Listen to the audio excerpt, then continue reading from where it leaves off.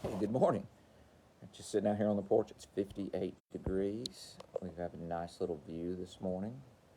It's pretty. We're just a couple of days till the first day of fall. Looked it up. It is this Saturday. Saturday is the first day of fall. So where did summer go? It was hot, and then it wasn't. So we have to up our game, as I might say. We have to work harder. It's the season that we feel like you have to do twice as much to get half the results. Again, talking a lot more for the HVAC guys, but plumbing and electricians have the same sort of kind of fall distraction. People are going back to school and things just don't happen as quick and easy as they did during the summer when there were projects people were trying to get done. So let's focus on it. We're talking here about the sales process, and we went through our greeting. We went through setting our time commitment, looking at segmenting out our and getting a game plan by segmenting out the age of the equipment as 0 to 3 years old, 3 to 8 years old, 8 plus, and how we're going to tackle it. And for plumbers or electricians, all this really says is have a game plan, not just go to a call and just wing it. Have a game plan. The game plan is this is how we do it here. This is how we do it to maximize. This is how we do it to get the results that are predictable. So have a game plan, and then run that game plan. Right. So we can adjust as things happen, but you stick to the game plan is often leads to much more success than just I'll just show up and see what happens. Show up and see what happens is easier. I mean, put no effort into it, no thinking into it. It certainly is easier, but it doesn't produce the results. We wouldn't be happy with our football team if they didn't practice all week and just showed up on Saturday and we expected them to dominate. We want them to look good when it's game time, and that's you. You get game time 2 or 3 times a day. So we've got to practice right here every morning, 10 minutes, 15 minutes. If you can commit to even more, that's for you. Take this information and work with it. So we've got our segments. We've done our full inspection. While we've walked around and seen our full inspection, whether it's a demand call, whether it's a tune-up, whether it's just an electrical inspection, we've looked around. We've seen some things. We haven't talked about any of those items. And remembering, get my sound a little better. Give me a second here.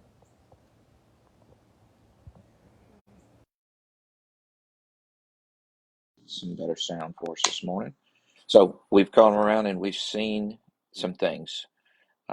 We know we're going to add them to the list, but as we've seen them, we haven't brought anything up. Do not start talking about or saying, I got to build the need or sell something to people as you're going through your greeting or you're going through your inspection. Just make a mental note, right? Make a little note of there's no surge protector or the water heater.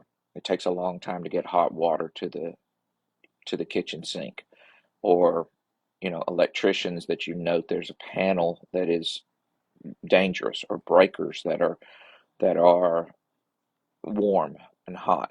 We don't just bring that up and start showing the problems. We do our full inspection. We go out and write our list. And on the list, and again, what would go on the list if it were free? What goes on the list if it were free? Everything in our world is free to the customer. What would they want? Well, they'd want a lot of the stuff that we have, right? There's a lot of great things that extend the life of their electrical, plumbing, or HVAC system. It's a lot of things that make their home more comfortable. There's a lot of things that lower their power bills and lower their utility bills. So if all of this were free, people would want all these things. Well, it's not our decision to decide what they could or should buy. It's our process just to let them know all the things that we can do for them while we're on site, and for them to decide if they want for us to do it. And it's okay. No is a perfectly acceptable answer. I love that from Weldon Long. Is one of his 7 power questions, as he likes to refer to it, for Comfort Advisors is kind of lays it out there. At the end of the day, I'm going to ask for your decision and to move forward the project. And just remember that no is a perfectly acceptable answer. Well, no is a perfectly acceptable answer for what we do as well. When we make the list, we're not mad if they don't buy it. We're not a failure if they don't get everything on the list. The purpose of the list is just to show them everything that we could do while we're there, or that the home would benefit from. Their decision is, do they want you to do it? So we write that list. We put it in 3 sections. We subtotal each section. We subtotal the first section. We call that section the mandatory. Really the stuff that we have to get done. The things that just we wouldn't feel good leaving this house knowing that it was not properly done or unsafe or going to cause them huge future bills. That's why a surge protector is often in the mandatory. When I was training, surge protectors are mandatory for us. It's costly to replace a compressor. We get lightning strikes and thunderstorms a bunch in this area. I think Google search says it's about 800,000 lightning strikes each year in the state of Alabama. Each lightning strike can cause in-home power surges, and in-home power surges can cause motors like your compressor and your air conditioner or your refrigerator or any electronic or your TV to have problems and even take a hit. Even if it doesn't directly hit that appliance, we have these wires, right? All of our grid is connected together, and if there's a lightning strike anywhere in that grid section, it could hit your TV or your dishwasher or your refrigerator or your air conditioner and your compressor. So surge protectors were mandatory. So we put our mandatory up there and we give us a subtotal. Preferably, I want you to have 2 items in each section as a minimum. Sometimes it doesn't occur, but keep thinking about it until you get those 2 items in each section. Okay? The last item in your mandatory section should be your maintenance agreement. Everywhere you go, you want to sign those clients up on a maintenance agreement. And if they sign up for the maintenance agreement, our process is if they pay for the agreement, they get the discount today on the agreement. Well, if you give a 20% discount and it was $100 agreement, so I can do this simple math. If they have a $500 ticket today, they could buy the agreement and the 20% would offset it and it would cost them nothing. So tickets in the mandatory that are 500 and more, in this example, service agreement's $100, 20%, whatever your company is, go do the math and figure it out. That's what you want to get your mandatory to, so that the service agreement just becomes an automatic.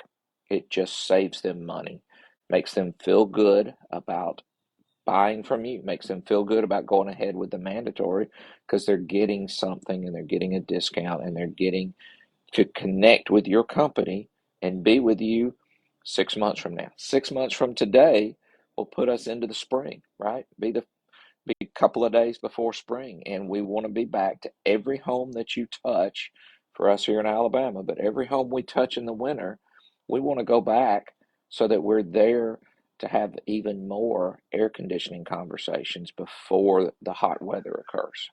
So it's vital for guys and HVAC companies right now to really focus hard on their service agreements.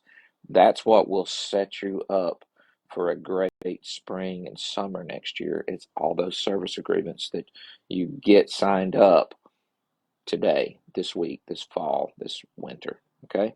This is the season to really add to the plan so that next summer, next spring, next summer, you have a whole large list of service agreements. Every 400 service agreements should be one more maintenance tech that you can grow your company. So every time you sell 400 service agreements, you can say to yourself, I can add one more maintenance employee and he can run and there'll be the calls there to keep him busy to grow the company. So you grow through selling the maintenance agreement first, not by hiring people and then say, now I got to have service agreements. You sell you sign up people, you get your service agreements, and your company's growth will happen because you're busy doing the items, you've got the schedule full, and your marketing is extremely cheap. Okay, so try to finish up real quick on our list. First section is mandatory. We give a subtotal, preferably at least a couple items, preferably somewhere between $500 and $700 at a minimum, so that the math works on your service agreement. The amount it should be what it really, they truly need. But once you get from $500 to $700 in that group, the service agreement happens. The next section is items that will need to be done in the future. And those are items that could be put off, but really will be something that has to be done. Blower wheel pulling cleans typically come in here. Duct cleanings come in here. Changing a filter if it's not time for the filter. A filter upgrade if it's not really a thing that had to be in the mandatory. Sometimes you could say the filter change is mandatory and add to upgrade to a high performance filter is in the future. And sometimes people will just go ahead and let's just get the better filter today. So now we take the mandatory subtotal, add the near future items, minimum of 2, and we get another subtotal. And it is really everything on the list from the top all the way down to this middle section now. So it's a $700. We have $1,000 in our next section. So really our next subtotal is $1,700. And the last section is all the stuff that's really just nice to have. Again, for HVAC guys, that might be indoor air quality and breathe easy in it. And it might be tankless water heaters. It could be water filtration systems. It could be panel upgrades. It could be anything that would just really be nice to have. If it were free, what would be the things? And remember when we said if it's over 8 years old, this is where what nice to have would be a add to upgrade to a constant comfort system. Add to upgrade to a constant comfort indoor air quality comfort system. That all of that can get you the items in that list, and you'll get a grand total. That grand total, especially if you're adding equipment, may be $15 or $20 or $30,000. It's okay for your list to get to be $30,000. If everything that we do, that you do, if the customer asks for you to do every bit of it, it would cost $30,000. There's a lot of things in your business that you can do. So now we've got our list, mandatory, near future, nice to have, and then the subtotal or the grand total at the bottom is everything from the top all the way down. And that gets you that grand total. If you can sell equipment, price it in. If you don't, just put add to upgrade equipment and put a question mark and then just simply say, let's find out together. So we're rehashing a lot of this, but we're getting through it. Tomorrow, let's present the list. All right. So y'all go have a great day. Look forward to this again tomorrow. Bye. Share this, like it. If it's being beneficial, use it in your company. Anything you want to make this helpful for you. And if you'd like some one-on-one training or to a 10-day weekend event, just message me and we can give you those details. Have a great day. Bye.